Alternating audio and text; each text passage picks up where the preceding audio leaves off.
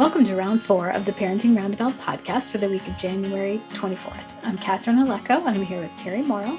Hello. And Nicole Eridix. Hi there. As moms of teens and young adults, we've survived those little kid days, yet we're still rethinking the decisions we've made all through our kids' lives and worrying about what's going on right now. Today's Thursday, which means it's time to give into our obsessing. And today we are obsessing about a group of moms who have turned primal screaming into a scheduled group event. So we did earlier in the pandemic, we talked about primal screams and how the New York Times had like this hotline where you could call up and just scream into the phone. So this was on today.com, this report of this woman who's a therapist who had a group screaming session for moms. It seemed to be just for moms. Yeah.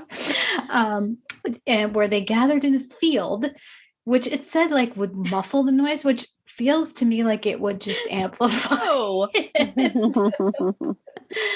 But anyway, they gathered in this field to scream, and there was a whole entire like program of screaming. Like first they just start with a regular scream, and then they all got together and screamed profanities because that's fun. That has some value. Then it was a free-for-all scream, which I don't know what the difference is between that and the initial regular scream. Scream and curse at the same time. Right. However you want to scream. Then there was a scream on behalf of people who weren't there, just in case, like, you know, your friend or your sister or whatever was like, oh man, I'm busy that This one's for Judy.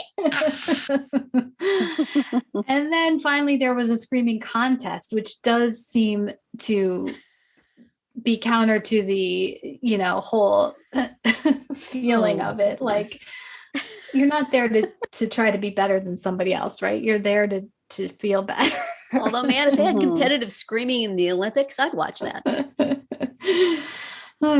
So anyway, what do you think? Do you wish that you lived in Massachusetts so you could go to this screaming thing, or do you feel you can scream just fine on your own things? Well, the Canadian in me is a little reluctant to scream in public. That's just a little too aggressive. They could have a big circle of people, and then they could offer you a serving of vegetables, and that would get you started. Oh my gosh. Yeah, it does seem a little performative. It does. It just, yeah. I don't know if I would not do that. Would you? It wouldn't it wouldn't offer you relief. It would just be stressful. Yeah. I would be so stressed, and I would feel very self-conscious. Yes.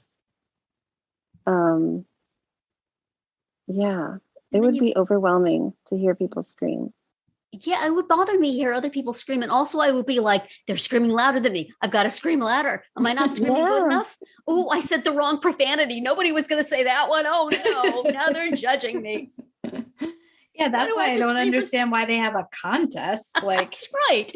Isn't it supposed to be therapeutic, not stressful?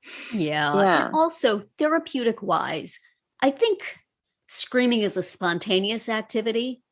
I need to scream when I need to scream. I'm not going to be like, well, I'm just mad at everybody and I really need to scream. But my scream is scheduled for Thursday at 6. So I'm just going to hold it in until then. Right. What the heck? I think I would feel stupid standing out with a bunch of people screaming, and it wouldn't take care of that explosive feeling that you get when there's something to scream about. So it seems kind of silly to me. And also, if they're doing this, they say they're doing it in a field. I was thinking they were doing it in the park, and I'm thinking, if you get mugged in that park while they're doing the screaming exercises, you are so out of luck. All the muggers will be saying, hey, it's scream night. Let's go. Nobody will hear our victims. It'll be great. When I was in college, they used to do, you know, everybody scream out your window at this time during finals. Really? Yeah. Wow. Yeah. Oh, wow. Which not kind to the neighborhood. No. You know? I mean, it was. I wonder how many calls that went to police with people in the neighborhood saying, somebody's screaming. I mean, it was like the inner city, but there were people, not students, that lived fairly close by. I don't know. Yeah. So, but yeah, that gets to the like scheduled nature of it. Yes, Although, exactly. you know, you didn't have to, other people couldn't necessarily hear you because you're just in your room screaming out your window. Yeah. So I don't know if it would feel less or more stressful than being out in the field with others. Right. What would be a good activity for moms to get together to let off that kind of stress? Paintball? Maybe axe throwing, like axe I did throwing. a couple Yes. weeks ago. Oh, Yes. And you could bring a photo of the person you wanted to put on the target. Yes. This is Or just like a picture of right now. A picture of a virus or whatever it is that's annoying you right now. That would be the axe throwing would definitely be therapeutic. Absolutely. Bowling's good for getting some stress out. They do have those like, or I don't know if this is a thing anymore, but didn't they have like rage rooms where they would did be filled with stuff that you can just destroy and break? Yeah. I think I would like that. Because that would be like, that's so not my personality. Yeah. But man, do I ever have a desire to do that sometimes. But then I think about the mess I'd have to clean up. But you wouldn't. That's why it'd be a good idea to go to this I know. place. I think I would go to a rage room. Yeah. Like, I just want to throw like glass and it just sounds so like dark. That's why like on the home improvement shows, the demolition part is so satisfying. Yeah. You know, like ripping a cabinet off the wall or just like putting a crowbar through some drywall. Like, yes. Yeah. That's gotta feel I know.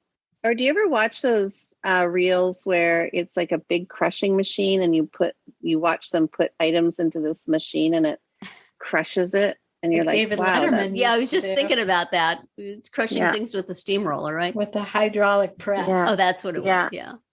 And also throwing things off the top of a high building, which is also satisfying. Yeah. I miss those days. Maybe like if they could have like an adult bounce house with padded walls and you could just jump and throw yourself against the walls and throw yourself across. That might feel good. There are days when I hit things and it hurts. So if there was a way, I don't hit people. I hit like walls. I want to be clear. But if I could just throw myself around. One time my brother and I took my kid to one of those like trampoline park places. Yeah. And my brother was like, in his 40s at the time. And he was like, I'm in. Yeah. And he, paid his money and just went in there and jumped around. He had fun. Yeah. Yeah. That could blow off some anger steam. I think all of these would be better than standing in a circle and screaming. You also have to, if you did go to one of those like scream parties or whatever, you have to have the right companion. I mean, I think so. It's not just any like friend or acquaintance that can do that with you. I would just feel so judged. I would by my scream. Yes. It's either going to be too loud or not loud enough. But do you really think anybody is paying attention to you? They're not doing their own screaming? And in my mind, they are. If everybody screams at a certain volume and you're twice as loud, everybody's going to look at you. And on the other hand, if they think you are not screaming with sufficient verve, I think they would look at you. And I don't know. Yeah. It doesn't need to be true for me to worry about it, Catherine. Right. Well, I feel like it's like going to a yoga class. Like you think that everybody's like, oh, they can't, move their, do that twist or whatever. No, they don't care because they're trying to do their own thing. So, but that takes nice thing to believe. A certain mindset and maturity to think that way. Face it, if you're going to stand in a field and scream, you probably don't have that level of mindset.